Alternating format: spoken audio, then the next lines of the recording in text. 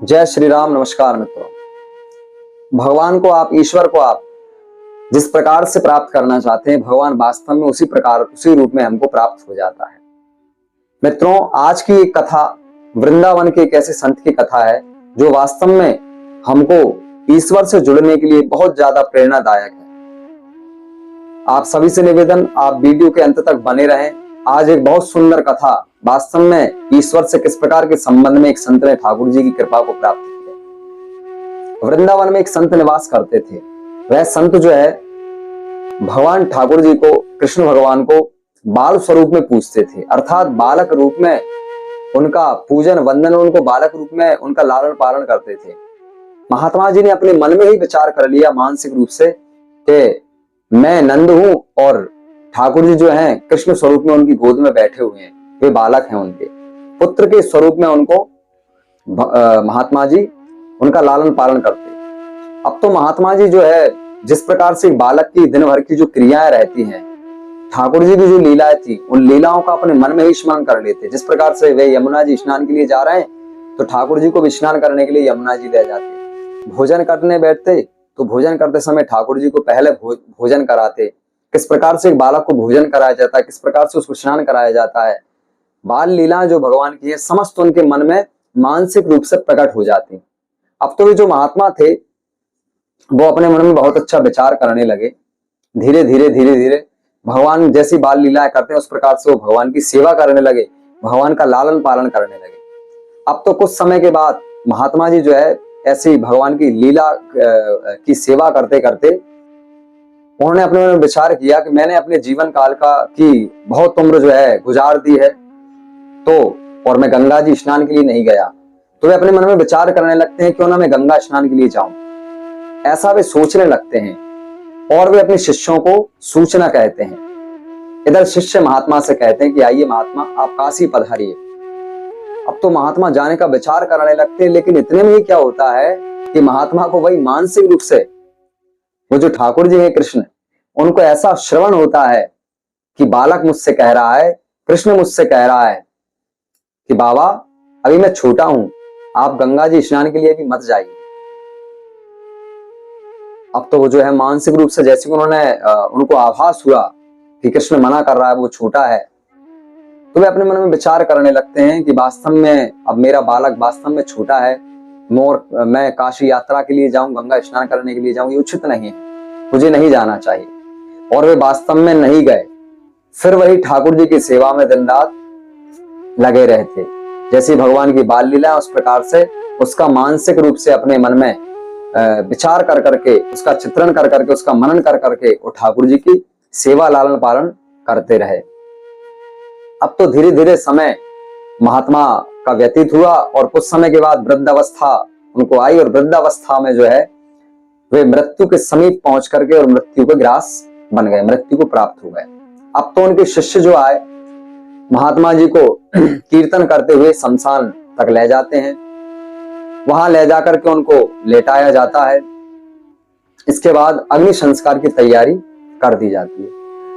अब तो आश्चर्य यहां होता है मित्रों कि इतने में ही क्या होता है, एक 7 वर्ष का एक सुंदर बालक अपने कांधे पर गंगा जल की एक मटकी लेकर के और वहां पर पहुंच जाता है। और वहां जाकर के पहले महात्मा को प्रणाम करता है और वह बालक वहां आदरणीय जो सभी महात्मा संत, महात्मा के शिष्य जो खड़े हुए थे, उन सबसे कहता है कि ये मेरे पिताजी हैं, मैं इनका मानस पुत्र हूं और मेरे पिता की अंतिम इच्छा मुझे पूर्ण करना है, क्योंकि किसी भी बालक का धर्म उसके पिता के प्रति वास्तव में पिता की क्या इच्छाएं रही, अंतिम समय में उसको पूर्ण करना बहुत जरूरी और आवश्यक कर्म है। अब तो वह बालक जो है सभी से कह करके और वहां पर पहले तो महात्मा जी के गंगा जल से स्नान करवाता है, फिर उनको बढ़िया सा तिलक चंदन लगाता है, फिर एक सुंदर फूलों की माला महात्मा जी को पहनाता है और अंत में अग्नि संस्कार उनको कर दिया जाता है।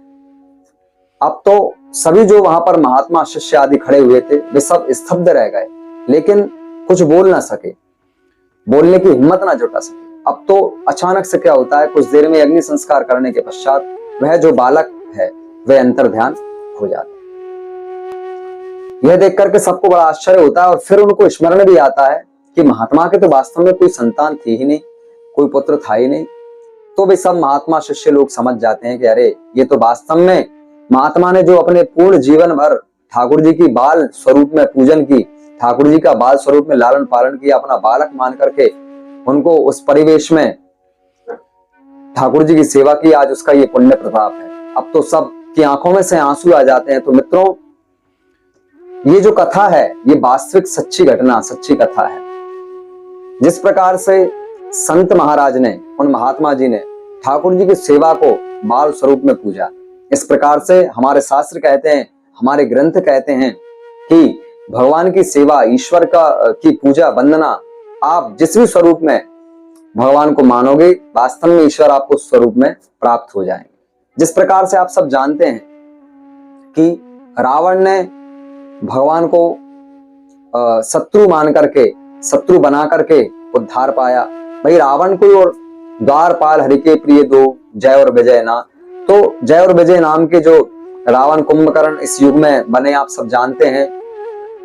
तो ये कोई भगवान के ही भक्त थे, लेकिन भक्ति के मार्ग में कोई किसी प्रकार से ईश्वर को प्राप्त करता है, कोई किसी प्रकार से प्राप्त करता है। परंतु आज इस कलयुग में, इस परिवेश में, आज के युग में ठाकुर जी को हम वास्तव में जिस परिवेश, जिस प्रकार के स्वरूप में हम उनकी मान करके पूजन करें, तो बिहारी जी वास्तव में उस स्वरूप में आप पे तुरंत रीच करके आपको उसी युक्ति को, उसी मुक्ति, आप उसी प्रकार की मुक्ति आपको प्रदान करते हैं। तो बहुत अच्छी ये कथा आप सबने जानी। तो आप ईश्वर को वास्तव में किसी न किसी स्वरूप में पूजिए, भगवान का ध्यान कीजिए। कोई आवश्यकता नहीं है मित्रों, देखिए पैसे से भगवान की पूजा नहीं होती। जिस प्रकार से महात्मा ने भी तो मानसिक पूजा की। सब जगह केवल पैसा काम नहीं करता, धन से आप ईश्वर को प्राप्त नहीं कर सकते। आप ईश्वर को केवल भाव से, भाव युक्त होकर के, उस भाव में डूब करके ईश्वर को प्राप्त कर सकते हैं। चाहे आपके पास मंत्र हो, तंत्र हो, किसी प्रकार के यंत्र, किसी प्रकार की युक्तियां आपके पास हो, लेकिन वास्तव में भाव ठाकुर जी के प्रति आपका नहीं है, तो फिर आप ईश्वर को प्राप्त नहीं कर सकते। और आप नियम से ठाकुर जी का एक किसी स्वरूप का विधान मान करके और आप उसको विचार कर करके पूजिए, तो आप देखेंगे आपको बहुत पुण्य प्राप्त तो होगा ही, और वास्तव में ईश्वर का उसी स्वरूप में आपको दर्शन हुआ। एन के एन प्रकार, जिस प्रकार में भगवान आपको दर्शन देंगे। मित्रों, आप सभी से निवेदन कि आप हमारे चैनल को सब्सक्राइब करें, वीडियोस को लाइक करें। आपके मन में भी जो भाव है वो कमेंट के माध्यम से आप हमको बता सकते हैं। बहुत अच्छी वीडियोस, मोटिवेशनल, इंस्पिरेशनल और आध्यात्मिक शास्त्र पुराणों से जुड़ी हुई बातें हम इस चैनल के माध्यम से आगामी बहुत अच्छी अच्छी बातें, जो कई बातें वास्तव में ऐसी हम इन वीडियोस के माध्यम से करेंगे जो आपने श्रवण नहीं करी। आप सभी से निवेदन है आप पुनः चैनल को सब्सक्राइब करें, जिससे हम भी इंस्पायर हों। वीडियोस को लाइक करें, कमेंट्स करें, जो भी आपके भाव हों। सब मस्त रहें, व्यस्त रहें, सुखी रहें। जय श्री राम, नमस्कार।